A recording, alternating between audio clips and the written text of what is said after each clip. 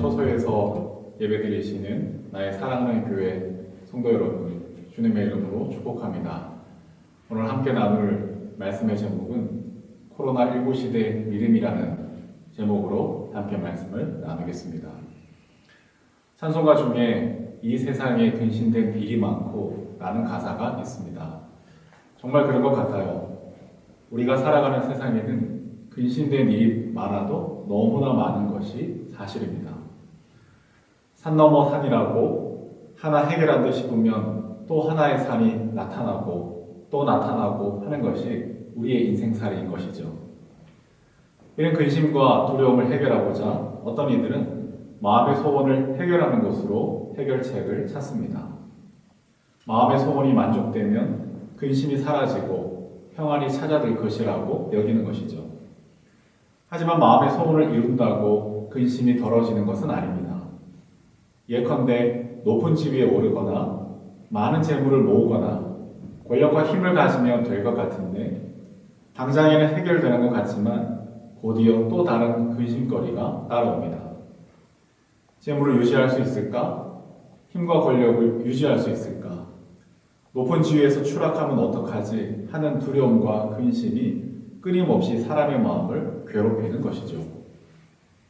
그래서 어느 철학자는 인간은 이 세계에 툭 던져진 이상 두려움과 불안에 휩싸여 살 수밖에 없다라고 했습니다. 과연 인간은 근심과 두려움의 문제를 어떻게 해결할 수가 있을까요? 오늘 본문 1절에서 주님은 이렇게 말씀하십니다. 너희는 마음에 근심하지 말아라. 하나님을 믿고 또 나를 믿어라. 하나님을 믿으니 또 나를 믿어라 하는 말 속에서 하나님 믿음과 예수님 믿음은 동일하다고 말씀하십니다. 즉 예수님 자신이 곧 하나님이시기도 하다는 것을 계시해 주는 것이죠. 이 세상에 근심된 일이 많은 것은 사실이지만 이러한 근심과 두려움을 극복하는 해결하는 길은 예수님을 믿는 믿음이라고 하십니다. 예수 믿음이 근심과 두려움을 극복하고 해결하는 것임을 주님은 가르쳐 주십니다. 정말 그럴까요? 어째서 그럴 수가 있는 것일까요? 12절을 같이 읽어보겠습니다. 내가 진정으로 너희에게 말한다. 나를 믿는 사람은 내가 하는 일을 그도 할 것이요 그보다 더 큰 일도 할 것이다. 그것은 내가 아버지께로 가기 때문이다. 예수를 믿는 사람은 주님이 하신 일을 하고 심지어 주님보다 더 큰 일도 하게 될 것이다 라고 하십니다. 그렇기 때문에 예수 믿음이 근심에 대한 해결책이 되는 겁니다. 주님이 어떤 일을 하셨는지 생각해보면 좀 더 쉽게 이해할 수 있습니다. 예수님은 태초에 천지 만물을 창조하셨습니다. 죽은 자를 살리시고 없는 것을 있는 것으로 부르십니다. 굶주리고 배고픈 이들을 먹이셨고 병들고 소외받고 버림받은 이들을 치유해 주십니다. 뿐만 아니라 기꺼이 십자가를 지시고 골고다 언덕길을 오르셨습니다. 예수님도 십자가 죽음을 두려워하셨지만 3일 만에 부활하셔서 만유의 왕이 되셨습니다. 세상 마지막 날에는 재림의 주님으로 다시 오실 것입니다. 세상의 어떤 시험이 어렵고 힘겨워도 우리 주님보다는 크지 않습니다. 그런데 그런 예수를 믿을 때 주님이 하신 일을 우리도 하고 심지어 그보다 더 큰 일도 하게 될 것이라고 말씀해 주십니다. 이뿐만이 아닙니다. 예수님을 믿을 때 18절에 보면 너희를 고아처럼 버려두지 아니하고 너희에게 다시 오겠다고 하십니다. 23절에서는 내 아버지와 나는 그 사람에게로 가서 그 사람과 함께 살 것이다 라고 하십니다. 즉 예수를 믿게 되면 우리 안에 삼위일체 하나님이 임하셔서 우리와 함께 사신다고 합니다. 예수님을 믿는 자에게 주시는 복이요 약속인 것이죠. 이로 보건대 예수를 믿음이야말로 근심과 두려움에 대한 근본적인 해결책이 되는 것이 틀림이 없습니다. 물론 그렇다고 해서 예수를 믿음이 일시에 우리의 인생에서 근심거리와 두려움을 쫓아낸다는 것은 아닙니다. 여전히 근심거리는 넘쳐나고 매 순간 두려움에 직면해야 하는 것은 마찬가지입니다. 그러면 무엇이 달라지는 것일까요?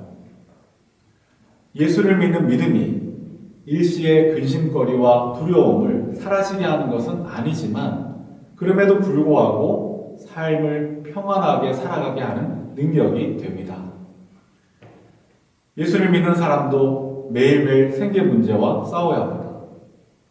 자녀들에 대한 걱정은 떠나지를 않습니다. 미래가 불안하기는 마찬가지입니다. 코로나 바이러스가 저절로 알아서 피해가지도 않습니다. 아프면 병원에 가야 합니다. 죽음 앞에서 겁내하기도 하고 죽음 이후에 대해 무지하기는 마찬가지입니다. 그럼에도 불구하고 예수를 믿을 때 무엇이 달라지는가? 예수님의 위대하심은 십자가 죽음을 두려워하시지 않아서가 아닙니다. 십자가 죽음이 두려움에도 불구하고 그것을 어깨에 짊어지고 골고다 언덕길을 올랐다는 것에 예수님의 위대함이 있습니다. 믿음이란 이런 것입니다. 우리 인생에서 도무지 해결할 수 없을 것만 같은 근심거리와 두려움의 문제들에도 불구하고 그것들과 더불어 살아가는 능력이 깊어지는 것입니다. 죽음이 두렵고 무서운 것은 믿는 우리도 매 한 가지이지만 그러나 죽음 이후를 보는 눈, 죽음 이후의 부활을 지금 여기에 앞당겨 살아가는 능력이 생겨나게 되는 것이죠. 믿음은 두려움을 없애는 것이 아니라 두려움에도 불구하고 그것을 넘어를 보게 하고 극복하게 하는 하나님의 능력인 것입니다. 저에게는 무서운 것이 하나 생겼습니다. 사람이 무서워졌습니다. 사람이 어떻게 이럴 수가 있지? 무엇을 상상하든 그 이상의 모습을 보여주는 사람이 너무나 무서워졌습니다.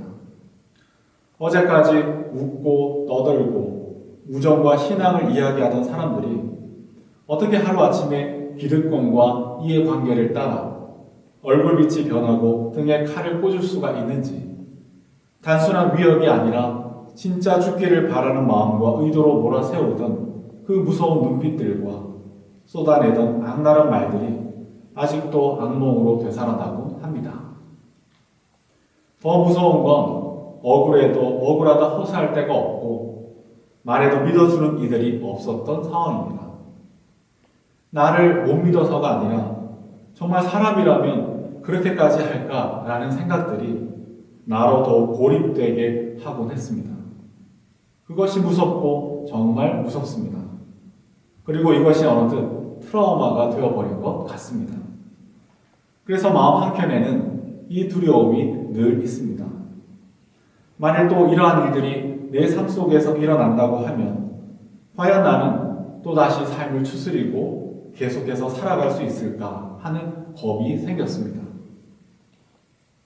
하지만 오늘 말씀 속에서 저는 해답을 얻는다고 믿습니다. 이 모순과 긴장 속에서 저는 다른 선택을 하기로 결단하는 것입니다. 내가 느끼는 이 모든 두려움을 오히려 하나님의 은혜를 선택하는 계기, 예수님을 믿는 계기로 삼아야겠다는 생각을 합니다. 지나간 과거에 대해서는 어쩔 도리가 없지만 그로 인해 생겨난 현재의 결과에 절망하고 미래를 두려워하는 대신 다시 일어서서 믿음을 결단하는 것입니다. 오늘 믿음을 결단하는 것, 그것이 중요함을 깨닫습니다. 있는 모습 그대로 나를 좋아하시고 사랑하시는 아버지의 은혜를 의지하고 오늘도 용기를 내어 예수님을 믿는 내 삶을 결단하는 것입니다. 저는 여전히 어쩌면 내 인생의 트라우마와 앞으로도 싸워야 할지 모르겠습니다. 문득문득 악몽에 시달리다가 밤잠에서 깨어나는 일들도 있겠죠. 그러나 절망하지도 낙심하지도 뒤돌아서지도 않을 겁니다. 왜냐하면 저는 예수님을 믿기로 결단했기 때문입니다. 예수 믿는 이 믿음으로 말미암아 삼위 하나님이 내 안에 임하시고 나와 함께 하시고 동행하실 것입니다. 사망의 엄침한 골짜기를 지날 때에도 있겠지만 궁극적으로는 여호와의 영광스러운 목전에 서는 그날을 가지게 될 겁니다. 근심거리가 사라지지는 않겠지만 근심에도 불구하고 날마다 믿음으로 살아가게 될 것을 저는 압니다. 사랑하는 여러분, 도무지 해결하기 어려울 것 같은 근심거리와 두려운 일들이 있으십니까? 예수님을 믿으시기 바랍니다. 예수님을 믿는 것이 당장의 근심거리와 두려운 것을 없애지는 않습니다. 당장의 눈앞에 닥친 일들을 해결할 것처럼 보이지도 않습니다. 하지만 우리 인생에서 도무지 해결할 수 없을 것 같은 근심거리와 두려움의 문제들에도 불구하고 그것들과 더불어 살아가는 능력이 더욱더 깊어져 가게 될 겁니다. 그러면 살 수 있습니다. 그러면 다시 꿈꾸고 노래할 수 있습니다. 하늘을 보고 색채를 느끼며 새들의 노래를 들을 수 있습니다. 다른 대안은 없습니다. 바라기는 믿음 없는 자가 되지 말고 겨자씨만한 믿음일지라도 예수를 잘 믿는 성도가 되시기를 주님의 이름으로 축복합니다.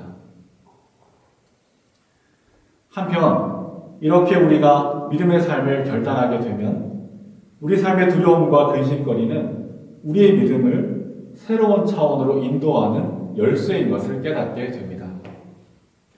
그렇다고 근심이 아닌 것은 아니지만 이전과는 새로운 눈으로 근심거리들과 두려움으로 가득 찬 이 세계를 바라볼 수 있게 되는 것이죠. 어쩌면 그래서 하나님은 우리의 삶에 끊임없이 근심거리와 두려운 일들을 보내시는 것은 아닌지 생각해 봅니다.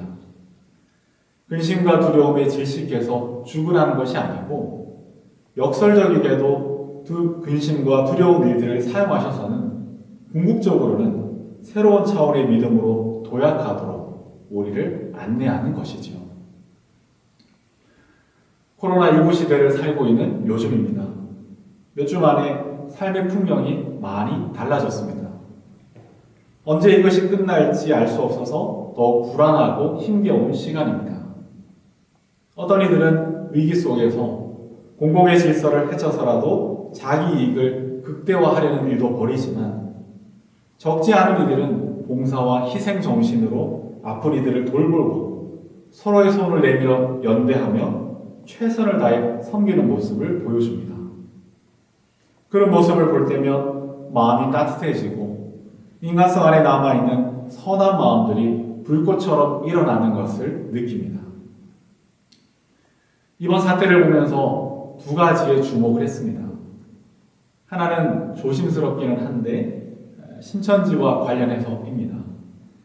신천지는 기본적으로 한국 교회의 기생에서 거짓말로 성장한 단체입니다.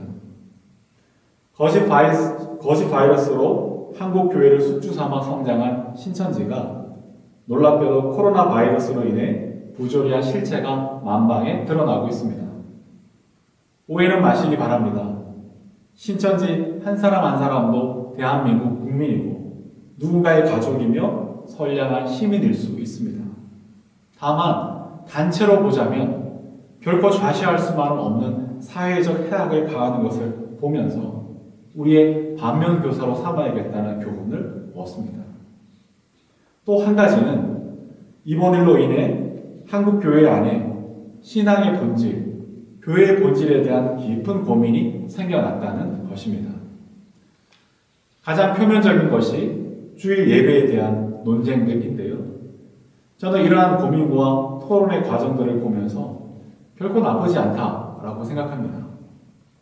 오히려 한국교회 성도들의 믿음에 대하여, 신앙의 본질에 대하여, 교회의 사명에 대하여 새롭게 고민하고 더 높은 차원으로 도약하는 계기가 될 수 있다고 믿습니다.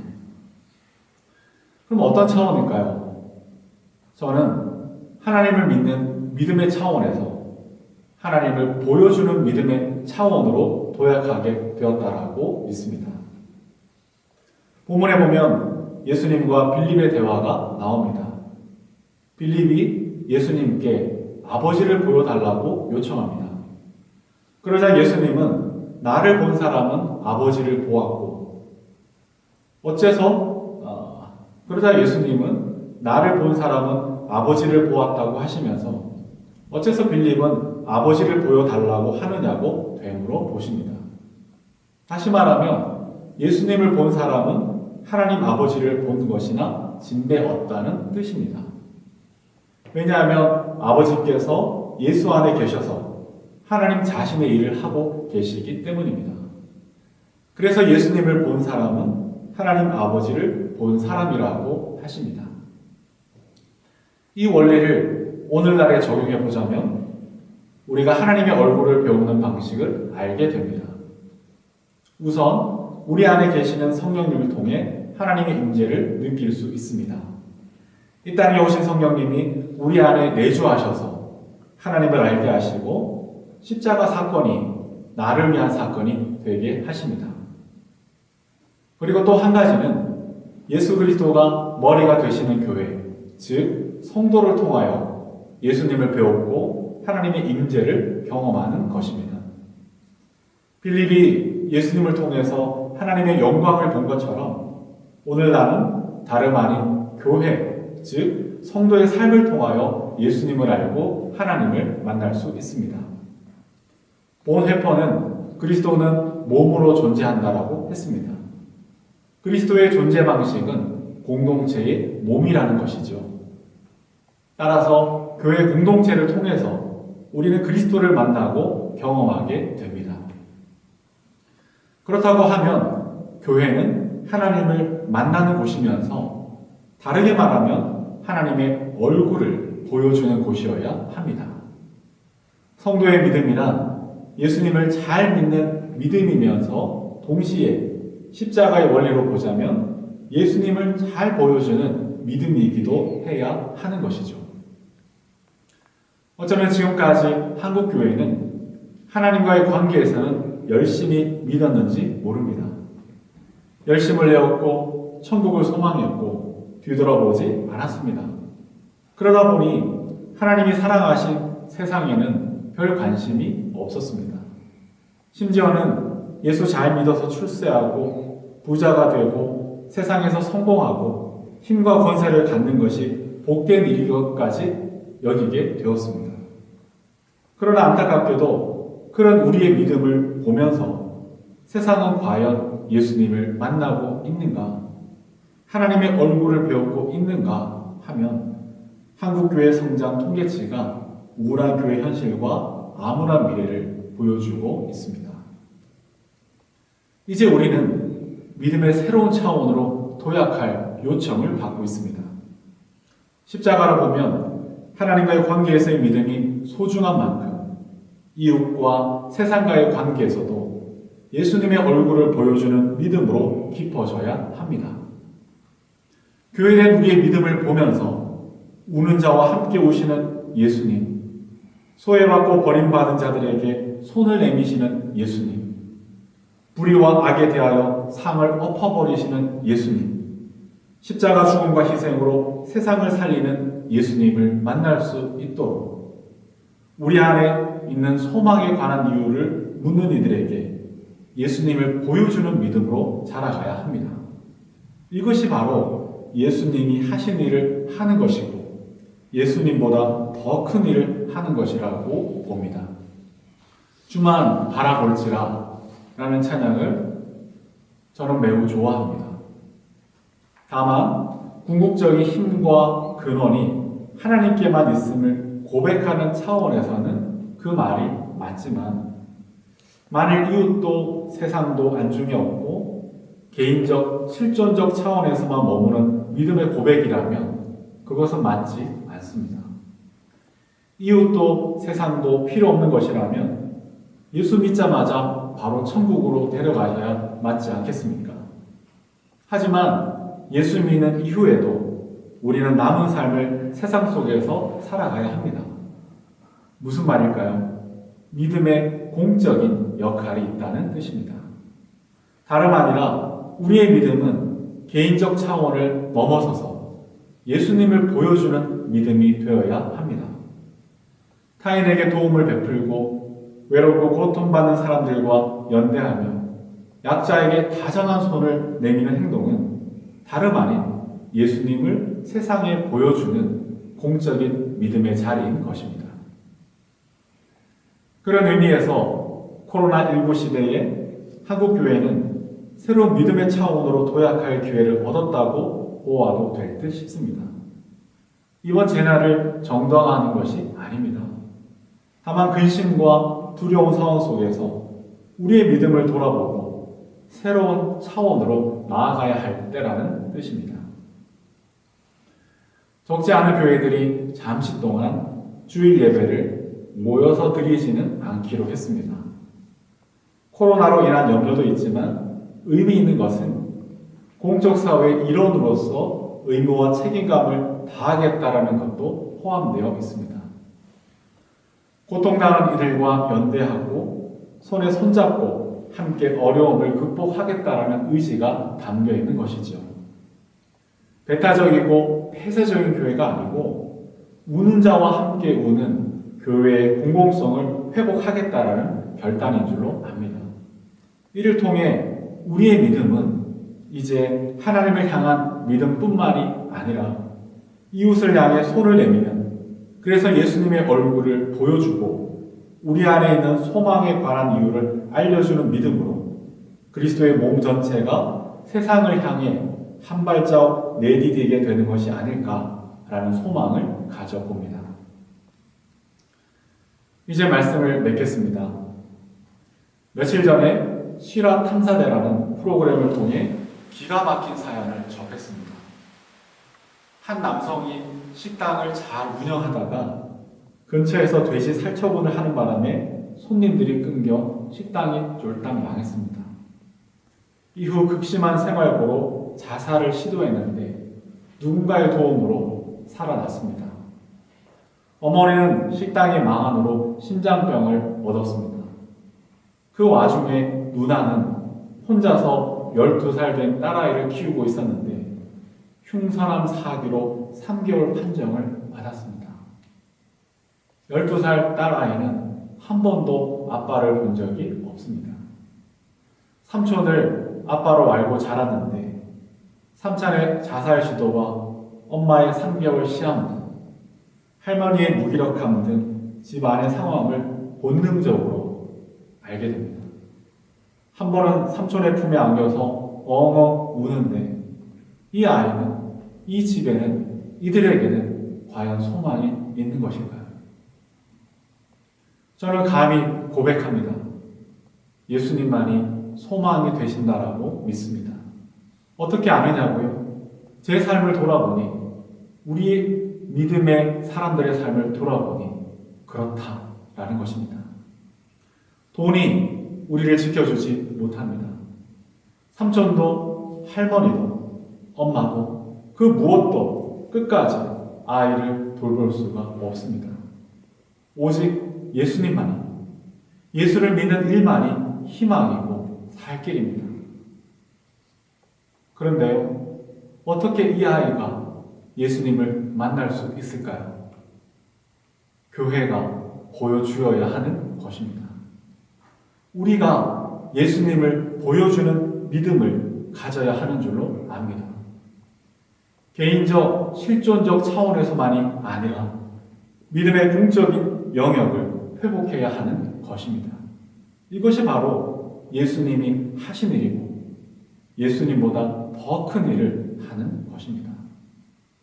아무쪼록 하나님을 향한 믿음은 물론이고 하나님을 보여주는 이 믿음을 결단하셔서 누구보다 예수님이 필요한 이들에게 예수님을 보여주며 예수님보다 더 큰 일을 하면서 공동체의 힘이 확장되고 흘러넘치는 저와 여러분 모두가 되시기를 주님의 이름으로 축복합니다. 이제 함께 기도 드리시겠습니다. 자비하신 하나님, 날마다 근심거리가 끊임이 없고 재난이 일상화되어버린 세상에서 우리는 살아갑니다. 색채를 잃어버리고 춤추고 노래하는 것을 잊어버린 시대가 되어가고 있습니다. 남이야 어떻게 되든지 나만 살면 된다는 이기적 자기중심적 생각이 극에 이르고 있습니다.